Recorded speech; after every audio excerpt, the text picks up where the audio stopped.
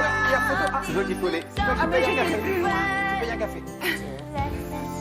Ça, c'est de la rentrée, ça. C'était pas gagné, a priori. Hein. C'était pas gagné qu'ils l'exercice. arrivent à descendre sans se casser la figure. Merci en tous les cas d'être arrivés en entier, en bon état. Damien, Philippe et Sylvie, pour cette demi-heure qui arrive. Philippe, on commence avec vous. Et 50 nuances de green, non, de vert, pardon, De vert. dans le jardin, cette saison. Et c'est vrai qu'il y a de quoi panacher. Ben oui, parce que souvent, on a l'impression, on parle souvent de jardin et d'extérieur et on oublie souvent les gens qui ont des plantes d'appartement. Et c'est la majorité des gens en France qui ont des plantes d'appartement. Et souvent, les plantes d'appartement sont plutôt sombres parce qu'on choisit du feuillage vert. Là, je vous propose du feuillage qui va éclairer naturellement vos intérieurs. Une nouvelle gamme, justement.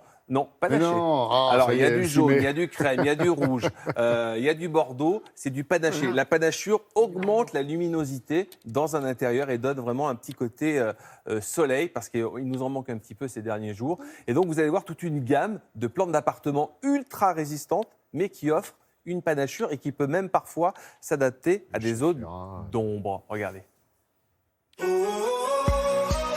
Ce matin, faites entrer le printemps dans votre intérieur avec une nouvelle gamme de plantes à feuillage panaché, marbré et tacheté. Le plus vendu, c'est la série des ficus panachés. C'est un arbre original avec aujourd'hui de nouveaux dessins sur les feuilles qui nous permettent de sortir des sempiternels feuillages vert foncé qui assombrissent les pièces.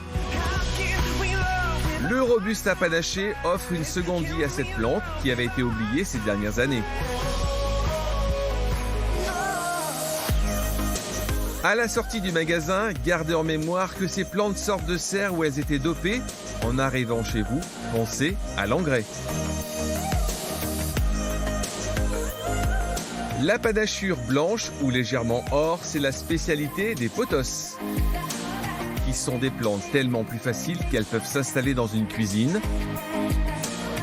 Le Schefflera panaché est facile à cultiver. On placera cette plante là où tombe le soleil. C'est une plante dépolluante pour la maison, notamment au niveau du formaldéhyde. On la réservera pour des pièces de 12 à 25 degrés.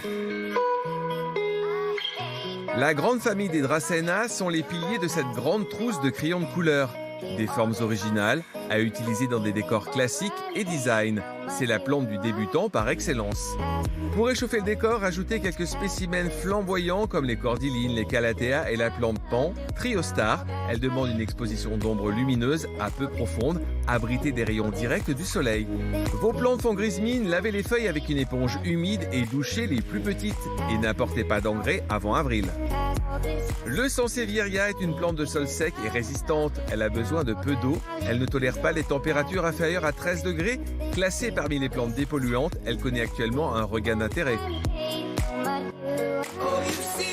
Le Syngonium est une liane qui grimpe sur les arbres. Utilisez donc un cutter moussu pour l'aider à s'étirer. En suspension, elle laissera retomber ses tiges jusqu'à 1 mètre. Le Syngonium émet environ 6 nouvelles tiges par an. Il est vigoureux. N'hésitez donc pas à le rempoter tous les 2 ans, voire chaque printemps si les racines envahissent le pot. Le croton trône dans les salons depuis des décennies. Il peut atteindre près de 3 mètres de hauteur. On l'installe en fond de décor pour éclairer une pièce ou tout simplement pour servir d'écrin à d'autres plantes au feuillage moins coloré.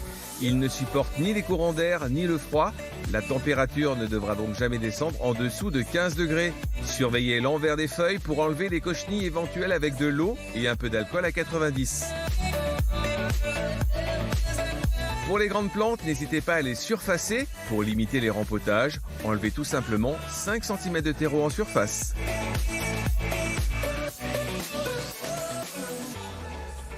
J'ai pas entendu, ils arrêtaient pas de parler. Si on les met trop à l'ombre, c'est pas bon ça. La panachure disparaît oui. petit à petit, ça redevient vert. C'est vrai qu'elles sont un tout petit peu plus fragiles que les plantes entre guillemets vertes.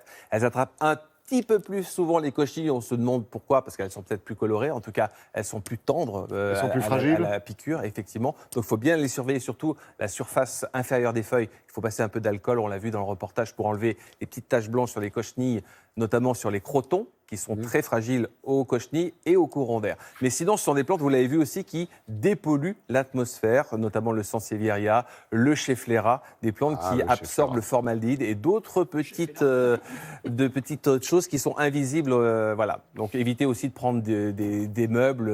Enfin, vous nous conseillez quand même des plantes qui donnent un peu plus de boulot que les autres, quoi. Ouais. Oui, mais qui éclairent naturellement notre intérieur. C'est un choix. C'est un choix. Merci Philippe.